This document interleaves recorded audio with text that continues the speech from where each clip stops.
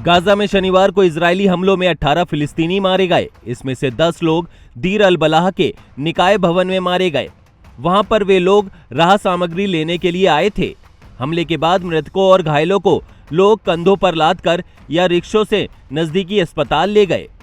Israeli सेना ने बताया कि मारे गए लोग शरणार्थियों और राहत सामग्री के भंडार की आड़ में छिपे हुए हथियारबंद लड़ाके थे, जबकि दूसरा बड़ा इजरायली हमला गाजा सिटी में हुआ।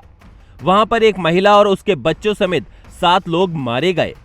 7 अक्टूबर 2023 से जारी इजरायली हमलों में अभी तक 44,000 से ज्यादा फिलिस्तीनी मारे जा चुके हैं। इजरायली सेना ने कहा कि उसने गाजा के जुडिया और समारिया क्षेत्रों में इस हफ्ते करीब 50 लड़ाकों को गिरफ्तार किया है।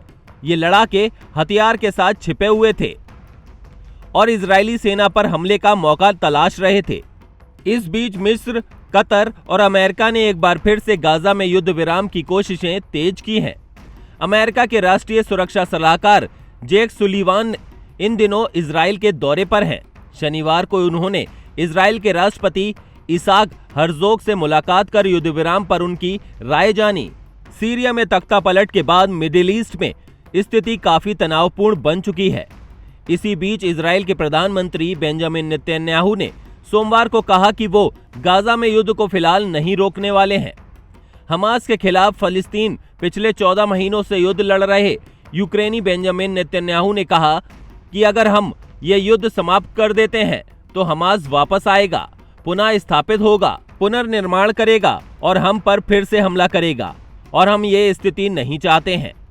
नेतन्याहू ने दोहराया कि उन्होंने भविष्य में हमलों को रोकने के लिए हमास का सफाया, उनकी सैन्य और प्रशासनिक क्षमताओं को समाप्त करने का लक्ष्य निर्धारित किया है, लेकिन कहा कि ये उद्देश्य अभी पूरा नहीं हुआ है।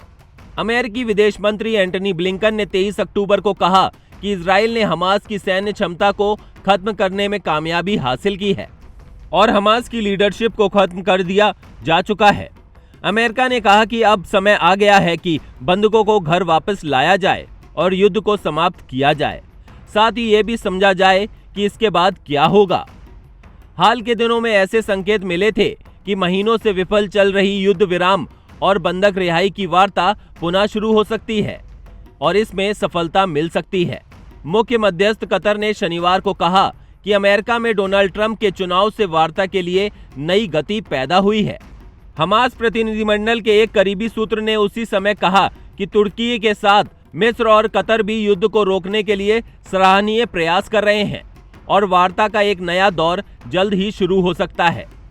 रविवार को प्रधानमंत्री नेतन्याहू ने गाजा में बंधक बनाए गए लोगों के परिवारों से मुलाकात की और कहा कि हिजबुल्लाह और हमास के खिलाफ इजराइल के युद्ध से उनकी रिहाई के लिए बातचीत में मदद मिलेगी।